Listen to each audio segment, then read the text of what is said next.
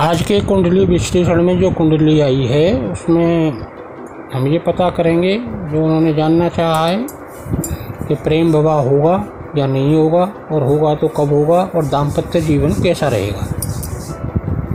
कुंडली को देखते हैं। कुंडली वृषभ राशि की कुंडली है, उसमें चंद्र उच्च का होकर बैठा हुआ है और लग्नेश उच्च का होकर 12वें स्थान में मेष राशि में बैठा हुआ है। बात प्रेम विवाह की है तो उसमें हम सबसे पहले पंचमेश और सप्तमेश को देखेंगे। पंचमेश के स्वामी बुध 10वें भाव में बैठे हुए हैं, जो 4th भाव पर दृष्टि डाल रहे हैं। अब जब बात प्रेम विवाह के हजारों योग होते हैं, उसमें जो योग इस कुंडली में बन रहे हैं उस पर हम चर्चा करते हैं। पहला योग ये है कि पंचमेश 12वें भाव को देख रहा हो, क्षमा चाहता हूँ, सप्तमेश 5वें भाव को देख रहा हो। तो यहाँ पर जो सप्तमेश है वो मंगल है, और मंगल 12वें भाव को यानी कि मेष राशि को पूर्ण दृष्टि के साथ देख रहा है। दूसरी चीज़ है पंचमेश और सप्तमेश त्रिकोण में हो और उसमें से एक ग्रह केंद्र में बैठा हो। तो यहाँ पर त्रिकोण में मंगल बुध बैठे हुए हैं और जिसमें से एक ग्रह बुध केंद्र में बैठा हुआ है।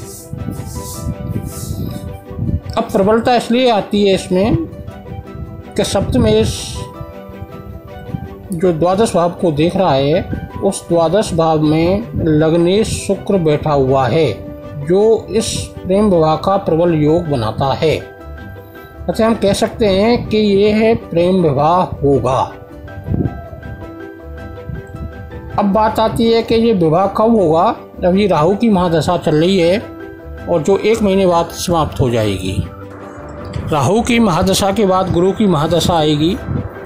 गुरु 3य भाव में उच्च के होकर बैठे हैं, जो 7वें भाव पर पूर्ण दृष्टि डाल रहे हैं। अतः विवाह का योग 1 महीने बाद प्रारंभ हो जाएगा और अतिशीघ्र विवाह होगा। अब बात आती है इनके दाम्पत्य जीवन पर बात करें। दाम्पत्य जीवन में संतान की उत्पत्ति के बारे में इन्होंने जानना चाहा है, तो 5वें भाव को उसमें देखते हैं। 5वें भाव के स्वामी 10वें भाव में बैठे हुए हैं, यानी कि पुत्र का जो स्वामी है वो पिता के भाव में बैठा हुआ है, और 10वें भाव के स्वामी शनि 5वें भाव पर पूर्ण दृष्टि डाल रहे हैं। अतः संतान की प्राप्ति निश्चित होगी। अब दाम्पत्य जीवन को देखते हैं। दाम्पत्य जीवन इनका आगे कैसा रहेगा। दाम्पत्य जीवन के लिए 7वें भाव को देखते हैं। 7वें भाव के स्वामी मंगल हैं, जो अपने 7वें भाव से 12वें भाव में बैठे हुए हैं। यह एक समस्या थोड़ी सी उत्पन्न करते हैं।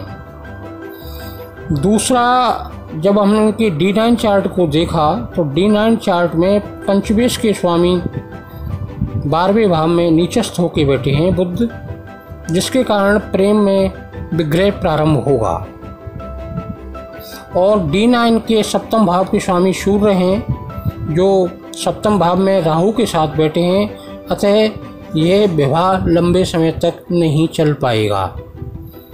अब ये जो विघ्न है, उस विघ्न के हिसाब से अगर हम देखें तो ये विघ्न कब आना चाहिए, क्योंकि D9 में 7वें भाव के स्वामी सूर्य हैं और सूर्य का राहु के साथ पितृदोष बनना है, और मरकरी नीचस्थ होकर 12वें भाव में बैठे हुए हैं। अतः जब गुरु में बुध का अंतर आएगा